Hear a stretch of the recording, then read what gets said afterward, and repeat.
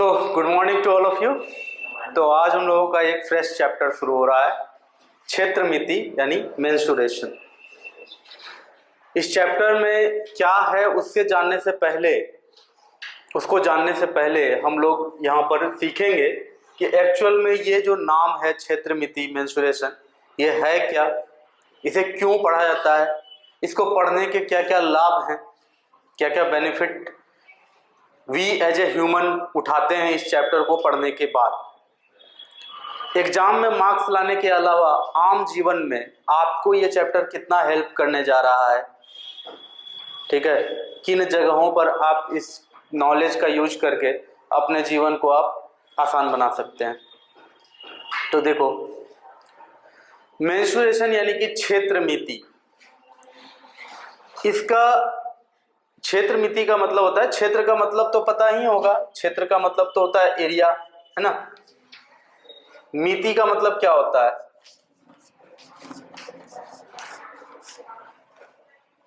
मिति का मतलब होता है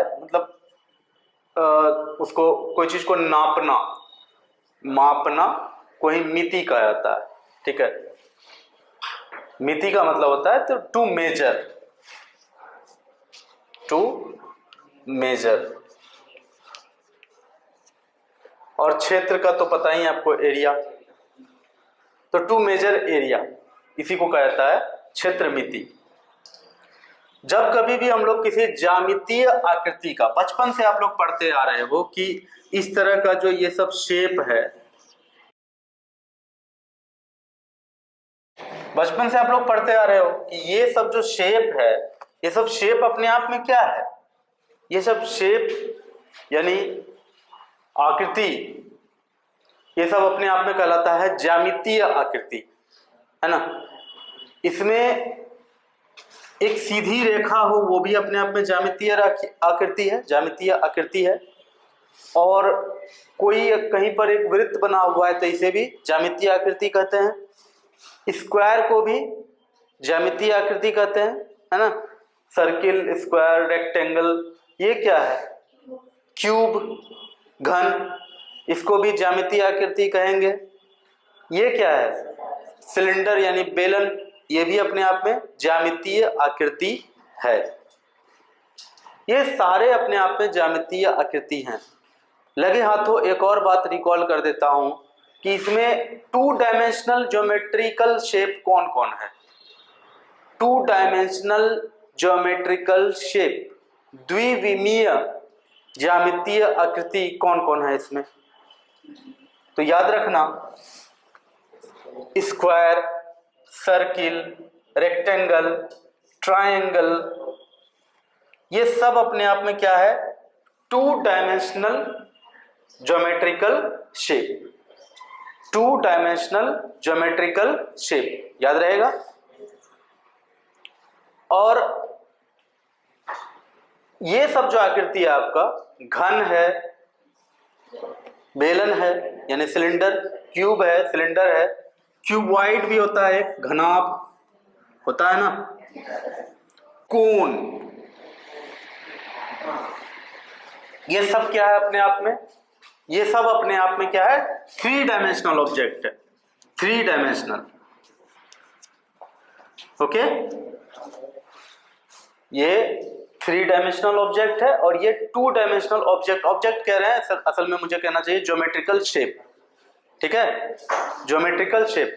ये जितना में सिंगल टिक लगाए हैं ये सब क्या है, टू डायमेंशनल ज्योमेट्रिकल शेप, और जिसमें डबल टिक लगाए हैं वो सब क्या है, थ्री डायमेंशनल ज्योमेट्रिकल शेप। अब कोई बता दो कि इसके बीच में एक बेसिक जो डिफरेंस है वो क्या है, बेसिक एकदम मूल अंतर टू डायमेंशनल आकृति और थ्री डायमेंशनल आकृति में क्या है, हाइट का। बहुत अच्छा, कि टू डायमेंशनल आकृति कोई भी है, अगर इस आकृति का कहीं कोई कागज पड़ा हुआ है तो फिर उसे एक कार्डबोर्ड पर रखेंगे तो पूरा पूरा उस कार्डबोर्ड पर आ जाएगा, है ना। लेकिन थ्री डायमेंशनल कोई भी ऑब्जेक्ट है, कोई भी शेप है, थ्री डायमेंशनल शेप का कोई भी ऑब्जेक्ट है, उसे आप एक कार्डबोर्ड पर रखेंगे तो कुछ हाइट बच जाएगा, पूरा पूरा कार्डबोर्ड पर नहीं आएगा। अगर आप उसे चिपका करके पूरा कार्डबोर्ड पर डालते हैं तो फिर वो रियल में वो ऑब्जेक्ट नहीं रहेगा अपने आप में, है ना।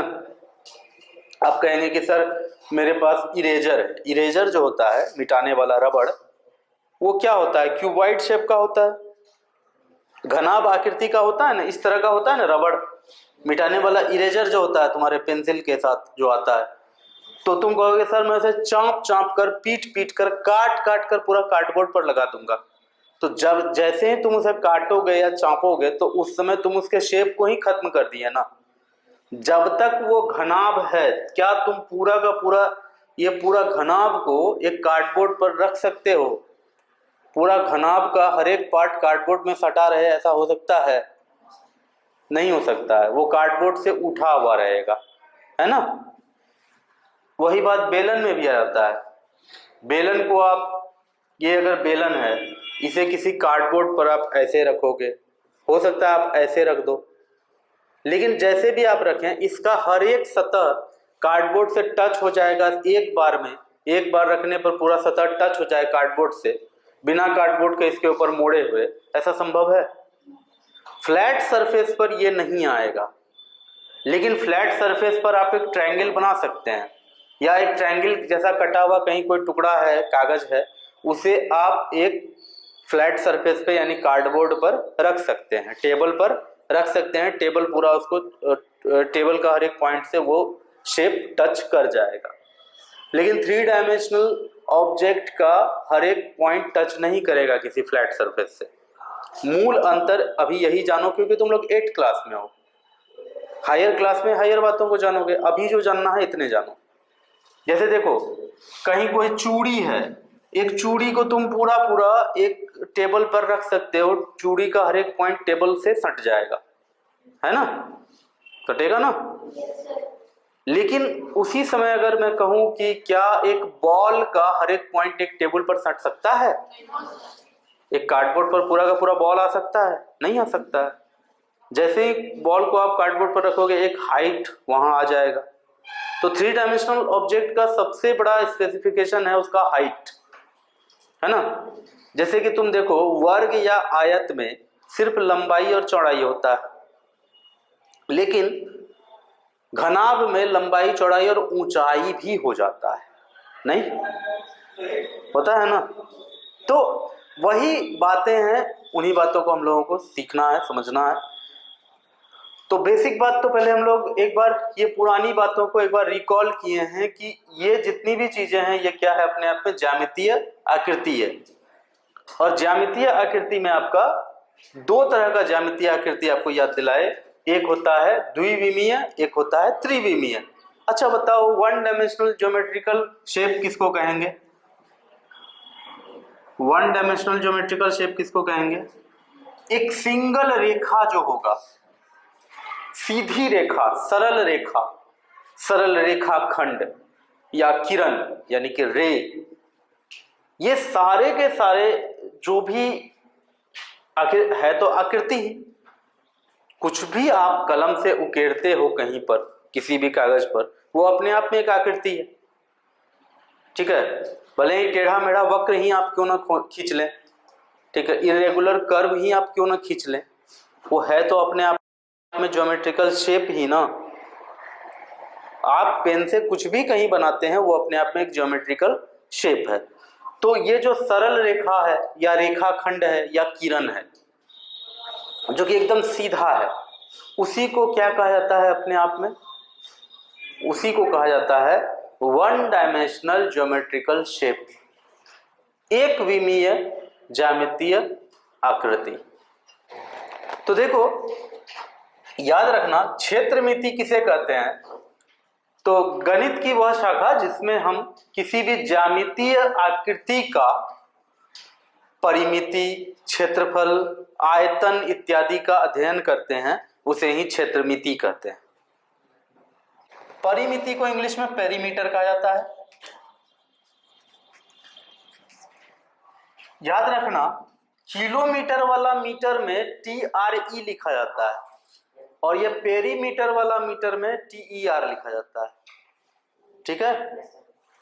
क्षेत्रफल का होता है एरिया और आयतन का होता है इंग्लिश वॉल्यूम। कोई भी ज्यामितीय आकृति, खास करके द्विविमीय 2 डायमेंशनल ज्यामितीय आकृति को घेरने में जितनी लंबाई वाली रस्सी, धागा, पाइप, तुम जो कह लो, उसको घेरने में जितना खर्च होता है चारों तरफ से, उसी को कहा जाता है उसका परिमिति। कोई दिक्कत है? नहीं ना?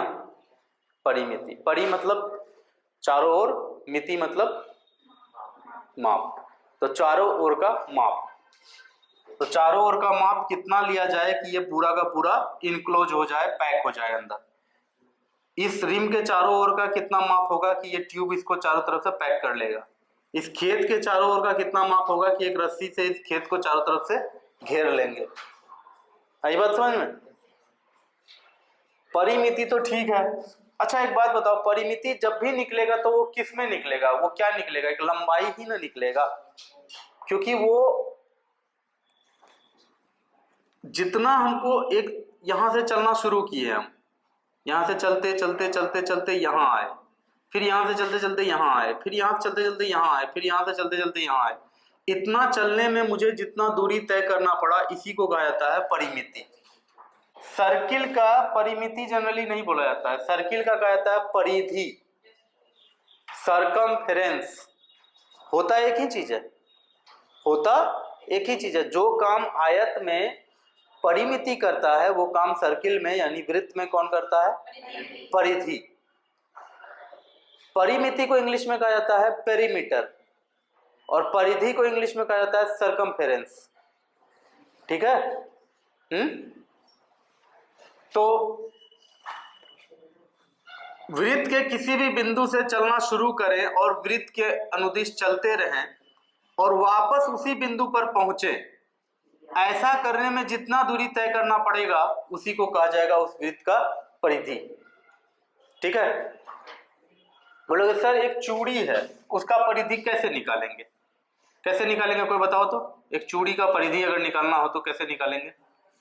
अब देखो, हमें इसका क्या निकालना है? परिधि। तो ये चार्जर का वायर है, इसको यहां से सोच रहे हैं, धागा रहता तो अच्छा रहता, अब वायर है तो इसी से संतुष्टि करो। इसको इस पर बिठा दिए, वृत्त के ऊपर इस तरह से बिठा दिए, ऐसे करके बिठा दिए। अब यहाँ पकड़ लिए कस के, अब इसी पर एकदम अच्छे से इसको बिठाते हुए गोल कर रहे हैं। ठीक है?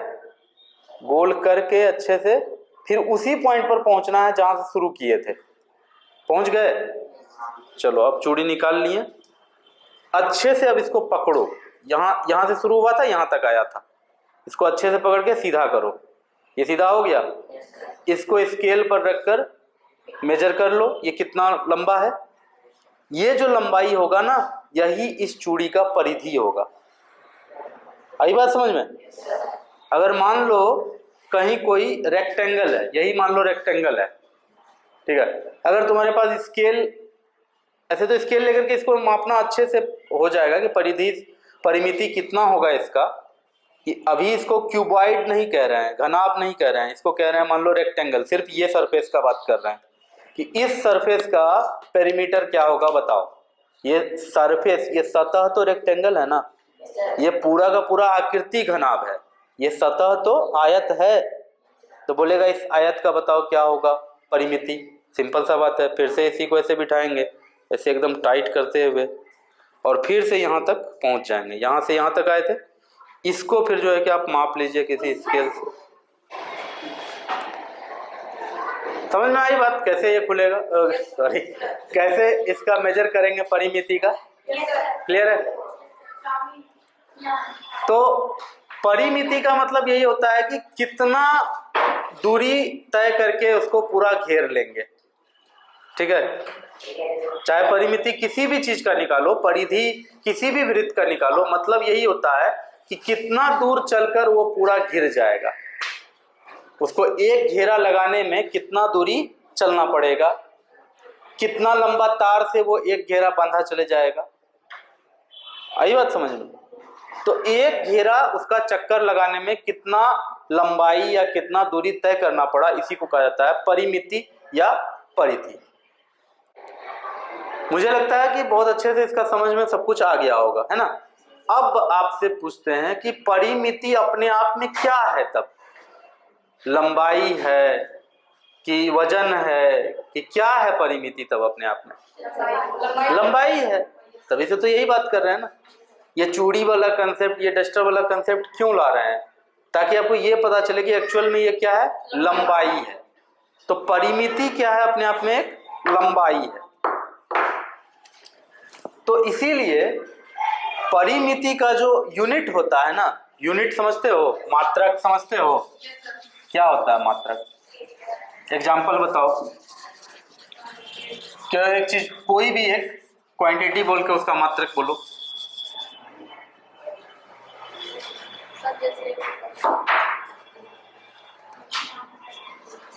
कोई एक क्वांटिटी बोल के उसका मात्रक बोलो। जैसे वजन का मात्रक होता है किलोग्राम, हाँ, तो ग्राम में भी नापा जाता है कभी कभी।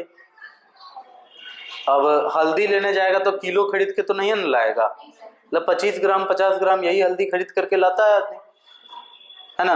और चावल तो 25 ग्राम खरीद के नहीं लाएगा, वो किलोग्राम खरीद के लाएगा। उसी तरह से समय भी अपने आप में एक क्वांटिटी है, उसका मात्रक क्या होता है, सेकेंड, मिनट, आवर, घंटा। उसी तरह से लंबाई का मात्रक क्या होता है, मीटर, सेंटीमीटर, फुट।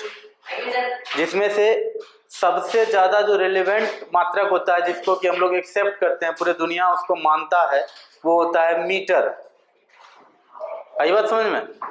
क्या होता है, मीटर। तो इसीलिए बोलते हैं कि परिमिति का जो मात्रक है वो है मीटर। कोई दिक्कत? क्षेत्रफल अपने आप में ही एक फिजिकल क्वांटिटी है, भौतिक राशि है। जैसे लंबाई अपने आप में एक भौतिक राशि है, वैसे ही क्षेत्रफल अपने आप में एक भौतिक राशि है। इसको ऐसे समझो कि एक बिंदु से दूसरे बिंदु तक अगर कहीं जाना है तो वहां दूरी खर्च होता है ना।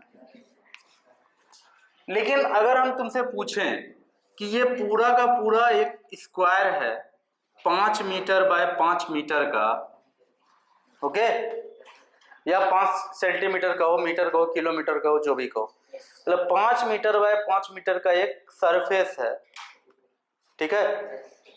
इस सरफेस को प्लास्टिक से ढकना है। 5 मीटर बाय 5 मीटर का ये सरफेस है, इसे प्लास्टिक से ढकना है। तो कितना प्लास्टिक खर्च होगा इसमें, तो क्या कहिएगा तब आप? देखो, प्लास्टिक आपको पता है कि एक सतह के रूप में आता है, रस्सी आता है लंबाई के रूप में। अगर 5 मीटर बाय 5 मीटर एक एरिया रहता, बोलते कि इसको रस्सी से घेरना है, तो तुम कह देते कि 5 meter 5 meter 5 meter 5 meter, 20 meter रस्सी लेंगे, चारों तरफ घेरा चले जाएगा, है ना। लेकिन अगर हम कहें कि इसको ढकना है तो 20 मीटर प्लास्टिक तो नहीं कर सकते हो।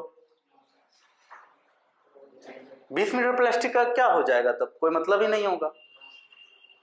तो याद रखना, सतह को हमेशा क्षेत्रफल के रूप में उसका यूज किया जाता है।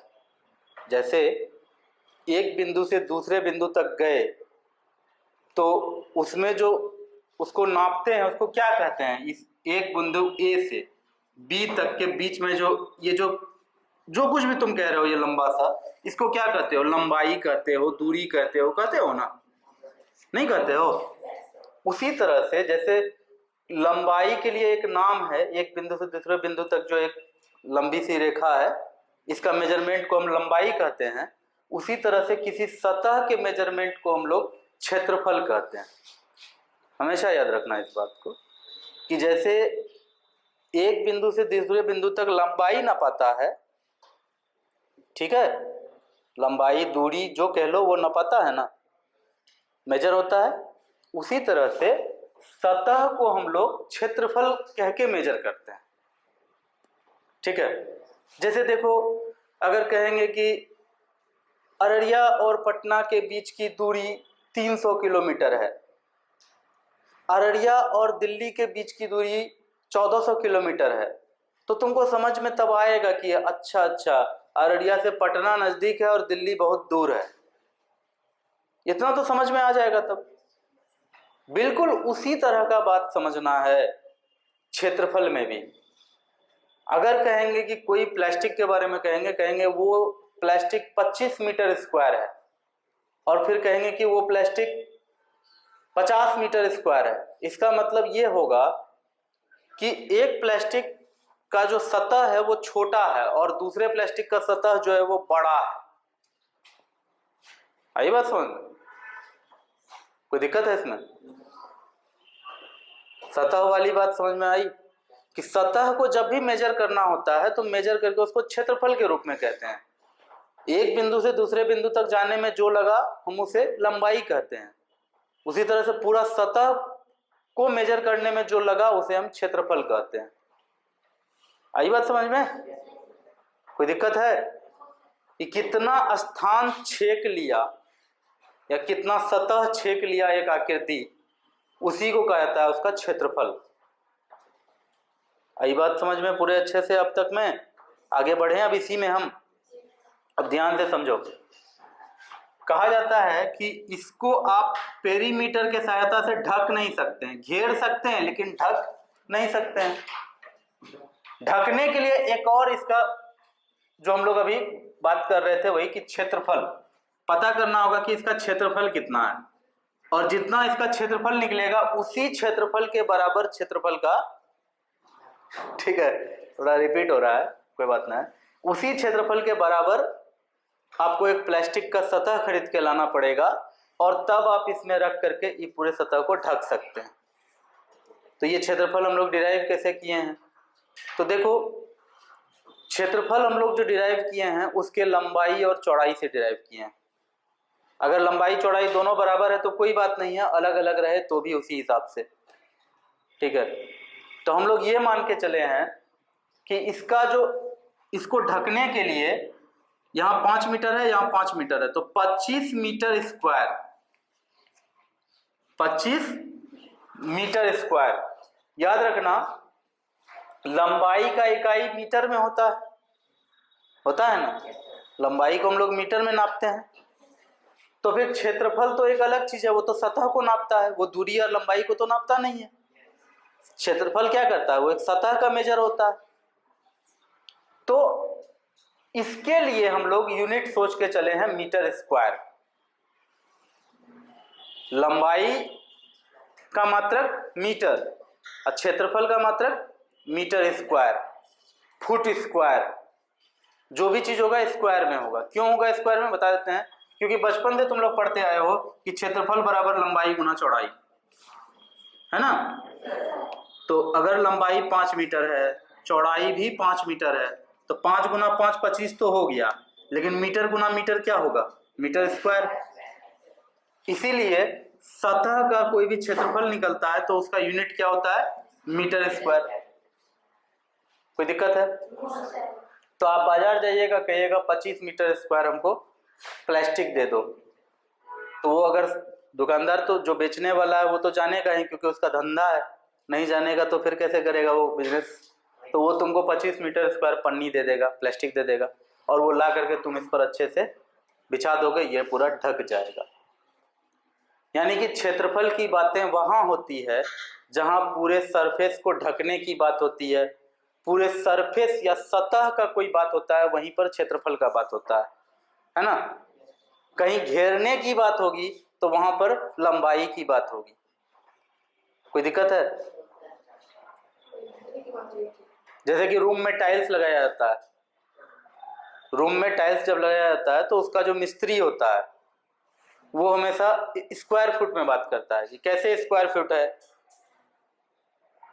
टाइल्स खरीदने जाओगे तो बोलेगा कैसे स्क्वायर फीट देते हैं, ऐसे करके पूछना पड़ेगा।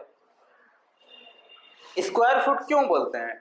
जब रूम का टाइल्स खरीदने कोई दुकानदार के पास जाता है टाइल्स दुकान में, तो वहां दुकानदार से पूछता है ग्राहक कि कैसे स्क्वायर फुट, यानी कि 1 फुट लंबा 1 फुट चौड़ा का जो स्क्वायर बनेगा, इतना टाइल्स का क्या दाम है? तो वो बोल देगा 300 रुपया।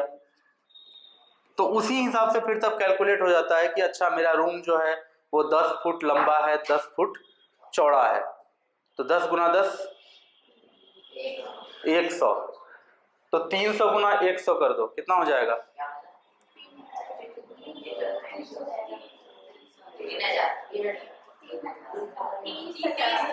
30,000। चलो, इतना लेट लगता है बताने में। तो 30,000 रुपया का उसको टाइल्स लेना पड़ जाएगा। 300 रुपये स्क्वायर फुट का अगर टाइल्स ले रहा है तो उतना तो लगेगा तब, है ना। एक्चुअली उतना में ग्रेनाइट आता है, टाइल्स तो बहुत सस्ता होता है। खैर सस्ता महंगा वो हम लोग का विषय नहीं है। विषय ये है कि कहीं भी सतह का कोई काम होता है तो हम लोग वहाँ क्षेत्रफल शब्द का प्रयोग करते हैं, और क्षेत्रफल कैसे निकलता है तो इसके लिए अलग अलग फॉर्मूला वही पढ़ना है हम लोगों को। बेसिक बात यही जानना है कि परिमिति का मतलब हुआ एक ज्यामितीय आकृति को चारों तरफ से घेर लेने में जितना दूरी खर्च हुआ उसी को कहेंगे उसका परिमिति। कोई दिक्कत? एरिया मतलब हो गया कि किसी भी सतह को ढकने में जो जितना खर्च हुआ, ठीक है ना, वो जो खर्च होता है या जो भी कुछ है, सतह का जो मेजरमेंट होता है, सतह का जो मापन होता है, उसी को कहते हैं हम लोग क्षेत्रफल। ठीक है, उसका यूनिट क्या होता है? Meter square. अब आओ वॉल्यूम पर भी बात कर लेते हैं। यहां तक समझ में आ गया है ये दोनों? अब आओ वॉल्यूम पर बात करते हैं कि क्षेत्रफल क्या होता है, सॉरी आयतन क्या होता है। आयतन यानी कि वॉल्यूम। ये भी कुछ हार्ड नहीं है, बहुत इजी है कि वॉल्यूम क्या होता है। ये भी अपने आप में एक अलग क्वांटिटी है। वॉल्यूम अपने आप में एक अलग क्वांटिटी है। जैसे लंबाई अपने आप में एक अलग क्वांटिटी है, क्षेत्रफल अपने आप में एक अलग क्वांटिटी है, उसी तरह से वॉल्यूम भी अपने आप में एक अलग क्वांटिटी है। और याद रखना, वॉल्यूम हमेशा किसका निकलता है? 3 डायमेंशनल ज्योमेट्रिकल शेप का। क्या 2 डायमेंशनल ज्योमेट्रिकल शेप का वॉल्यूम निकल सकता है? नहीं। यहां सिंगल टिक लगा हुआ जितना भी ज्योमेट्रिकल शेप है वो 2 डायमेंशनल है, तो क्या इसका वॉल्यूम निकल सकता है? नहीं। वॉल्यूम केवल उसी ज्योमेट्रिकल शेप का निकलेगा जिसके अंदर तुम बालू कस के रख सकते हो, चावल कस के रख सकते हो, पानी कस के रख सकते हो, ये सब चीज डाल के जिसमें तुम रख सकते हो उसी का वॉल्यूम निकलता है। देख लो किसमें रख सकते हो।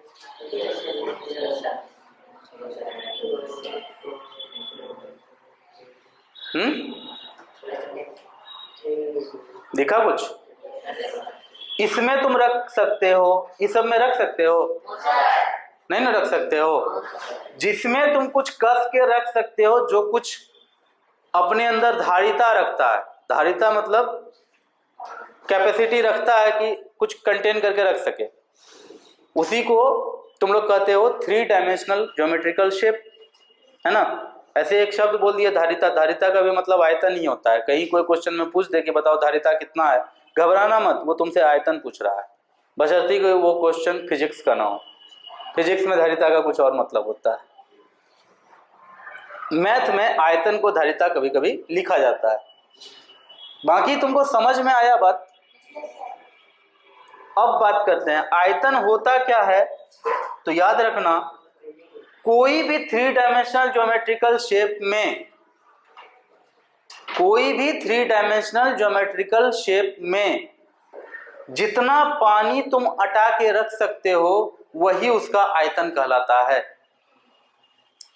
जितना पानी, फ्रेश वाटर, उसमें कुछ मिला हुआ नहीं होना चाहिए, ठीक है ना। जितना तुम पानी उसमें अटा के रख सकते हो उसी को उसका क्या कहा जाता है? आयतन कहा जाता है। ये तो हुआ मतलब बहुत थोड़ा सा आगे चले गए हम, लेकिन तुम्हारे समझने के लिए यही काफी है। जिसमें ज्यादा पानी अटा उसका आयतन ज्यादा, जिसमें कम पानी अटा उसका आयतन कम।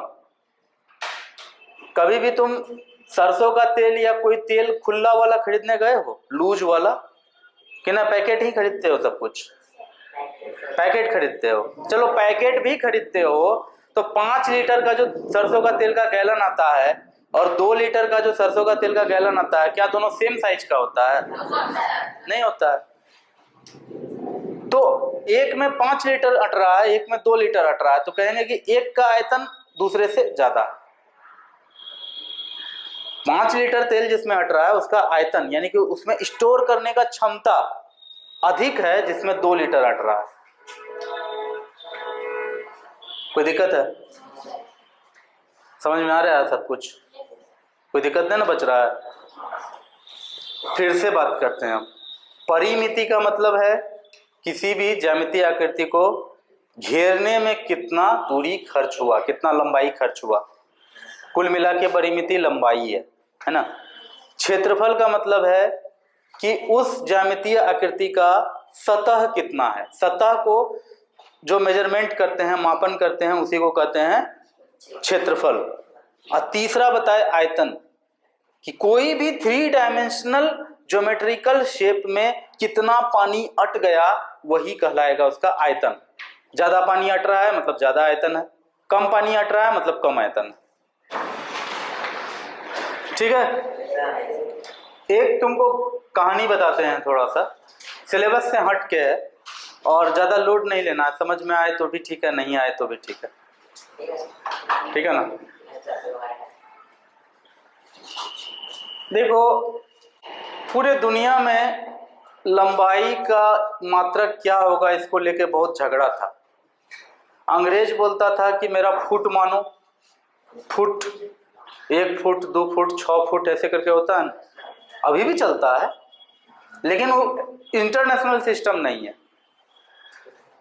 ठीक है। साइंटिस्ट अपना कैलकुलेशन फुट में नहीं करता है, वो मीटर में ही करेगा। और हिंदुस्तानी लोग कह रहे होंगे कि नहीं नहीं गज में नापो, है ना। तो अब सवाल ये है कि फुट किसको नापेंगे और गज किसको, मतलब एक सही पैरामीटर भी तो होना चाहिए। बोलेंगे एक हाथ को हम लोग 1 हाथ कह के नापेंगे, 1 हाथ, मेरा 1 हाथ 1 फुट है। हर आदमी का 1 हाथ नहीं ना 1 फुट। ठीक है। तो नहीं मेरा 1 हाथ 1.5 फुट है, पक्का नापा हुआ है, इसी को पूरा इंटरनेशनल सिस्टम मान लो। तो फिर ये तो बात नहीं हुई ना। मान लो एक आदमी का 1 हाथ को 1 हाथ मान करके, लंबाई का 1 इकाई मान करके इसके बराबर का स्टील का कुछ बना ले, स्टील का एक रॉड बना ले, उसको रख दे कहीं म्यूजियम में और कह दे कि आज से इसी को 1 हाथ कहा जाएगा और अब हाथ में ही सब कुछ नापा जाएगा। तो प्रॉब्लम ये है कि कभी मान लो कि म्यूजियम में आग लग गया, म्यूजियम जल के राख हो गया, वो स्टील भी गल गया, दूसरे दिन से कुछ लोग फ्रॉड करने लगा, नहीं नहीं ये 1 मीटर थोड़े है, 1 मीटर तो ये है, कहाँ असली पैमाना है कहाँ, वो तो जल गया। मतलब बहुत मारा मारी झगड़ा झगड़ी हो जाएगा। तो कोई एक ऐसा पैमाना होना चाहिए जो कि थ्योरी में हो, उसको कोई बदल ना सके और वो हर जगह हर समय संभव भी हो उसको ठीक से कर पाना। तो ध्यान से सुनना मेरी बात को। मनुष्य ने ये कहा, मनुष्य मतलब सारे साइंटिस्ट्स ने मिलकर के ये तय किया कि पानी तो दुनिया का 3/4 हिस्सा में है ना। तो फिर ऐसा तय किया गया कि 1000 लीटर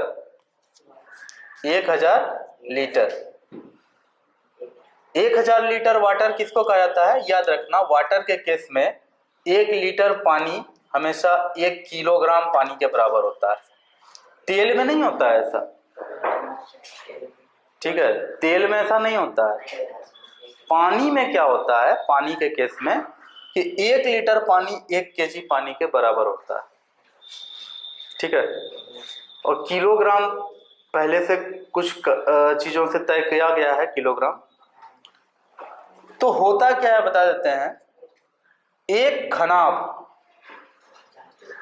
घनाभ जो 1 मीटर लंबा है, 1 मीटर चौड़ा है और 1 मीटर ऊंचा है, ऐसा घनाभ में कुल 1000 लीटर पानी अटता है।